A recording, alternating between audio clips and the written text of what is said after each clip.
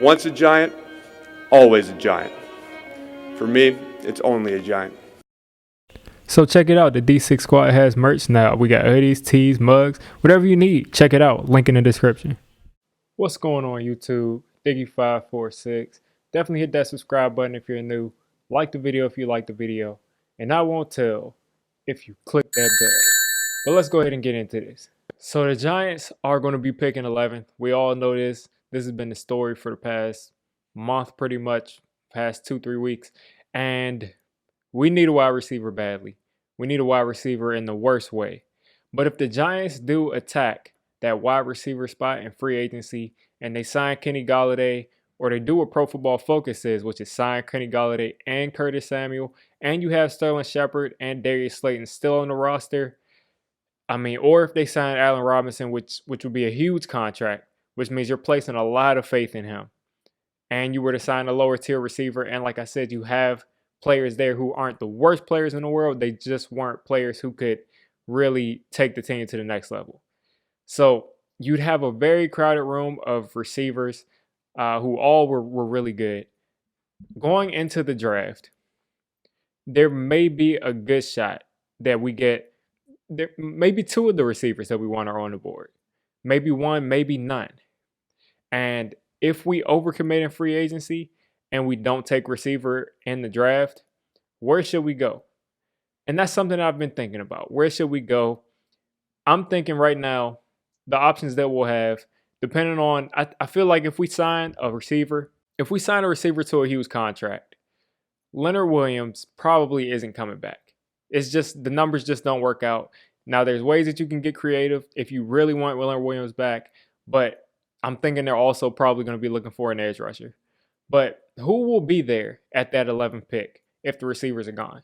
Well, first off, you'll probably have Patrick Surtain, which has been a fan favorite for people that the Giants want to draft if, all the receivers are gone. Patrick Surtain is definitely the favorite right now. Kwity Paye, he would be the perfect replacement for Leonard Williams. They're very similar. They're very athletic. He's not the athlete that Leonard Williams is, as a raw athlete, but he's very effective as a pass rusher. And he could slide right into that role and play pretty much the exact same role that Leonard Williams does. The only question is, how productive will he be, especially year one? That's something that we have to ask. Kwity Paye should be there. Micah Parsons has a chance of being there. He has a chance. He might not last there, but he has a chance of being there. And Micah Parsons is someone that I like as a linebacker. I think he might be able to fit into this defense. He's very good at rushing the passer. He's not a pass rusher per se, but he's very good at blitzing from his linebacker spot. And when he gets onto offensive linemen or he gets onto a tight end, he has a lot of moves for getting past them.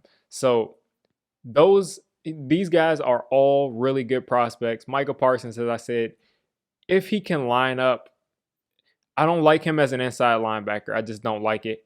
I don't like his side to side. I don't like his instincts. And I don't think, even though he's probably going to run a 4.4, however, whatever format they have this combine in, I just don't believe that Micah Parsons is going to, I don't see him as an inside linebacker.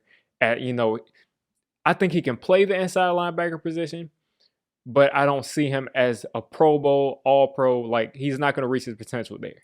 I just don't see that. Hopefully he proves me wrong wherever he goes, unless it's the Eagles, and then hopefully he doesn't. But I just see him as an outside backer, and I think he'd be really great playing as a Sam in a 3-4 or a 4-3, and, occasionally dropping into coverage, occasionally rushing. I don't see him as an every down rusher, though. But you can get really creative with someone like him.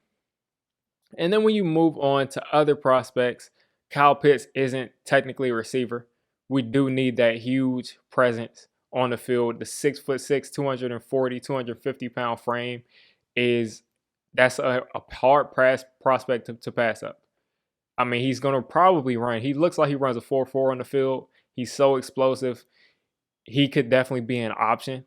If you say, I have Slayton, I have Shepard, I have Golladay, I have Curtis Samuel.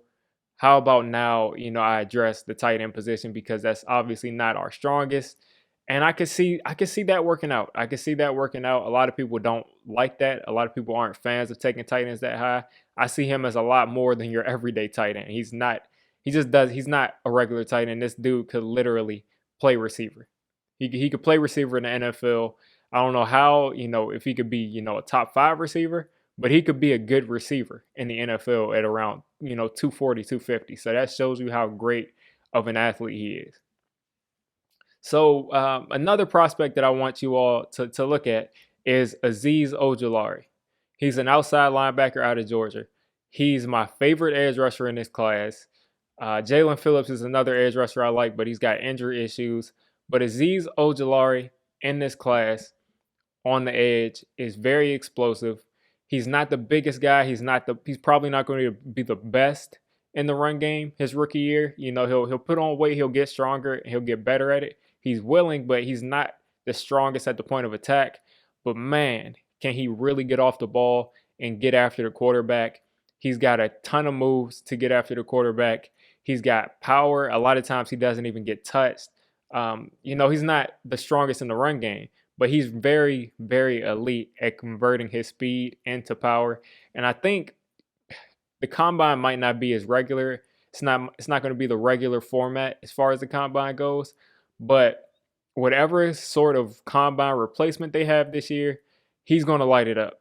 He's going to light it up, and he's going to look good. He's going to look explosive. And as people watch his tape more and more, he's going to start elevating up these boards, and he's going to be a factor. So the Giants, he will be in play for the Giants if they feel that they're set at receiver by the time they pick at 11. Or if they feel that they've spent too much on a receiver with Kenny Golladay or Allen Robinson and they just want to go receiver later on in the draft. And then lastly, I want to look at Rashaan Slater. Now, the Giants don't absolutely need a tackle. They don't absolutely need that tackle. They really don't. They really could go without taking a tackle, and it probably will make a lot of Giants fans upset if they took a tackle. But Rashaan Slater at that number 11 pick, if he gets past the Cowboys, which I just don't see how he possibly could. I don't see how they can make that mistake.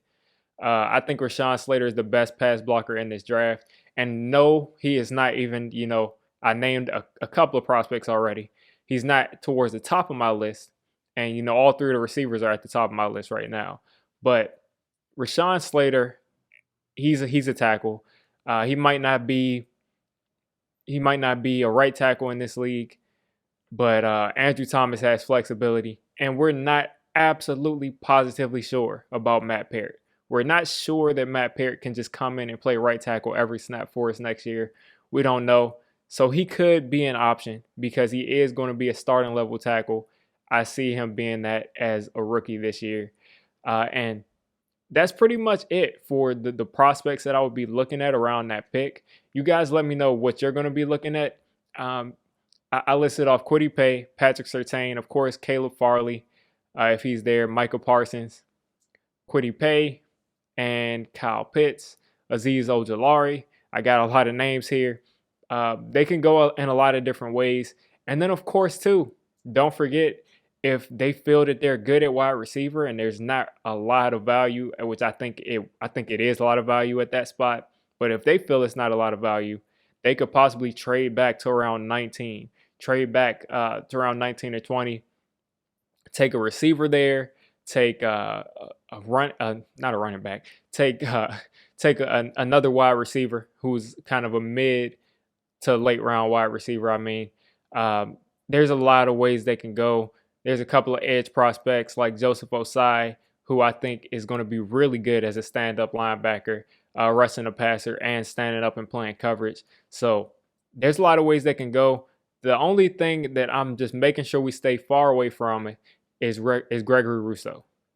Gregory Rousseau is not on my board at all in the first round. If he's there in the second, maybe you look at it, but he's got a lot of things that I think he needs to get fixed, and he's just a tweener. He doesn't really fit into an outside linebacker spot. He can't do that at 6'7" and like 260, and he's not agile moving side to side. That doesn't really fit him. And he's not big enough. He's not stout enough to play on the defensive line and a 3-4. So I don't see it. I just don't see how he translates to the NFL. but maybe you take a flyer in the second round. But you guys just let me know. What prospects are you looking at in that 11th spot if the Giants don't go wide receiver? So if you made it this deep into the video, I'm calling you a D6 squad member. If you're a D6 squad member, you got to hit that subscribe button. You got to turn on that notification bell. And listen, I make all kinds of content for NFL teams. So if you're not a Giants fan, don't worry. I'll cover your team. If I'm not covering your team, let me know. And have a good one.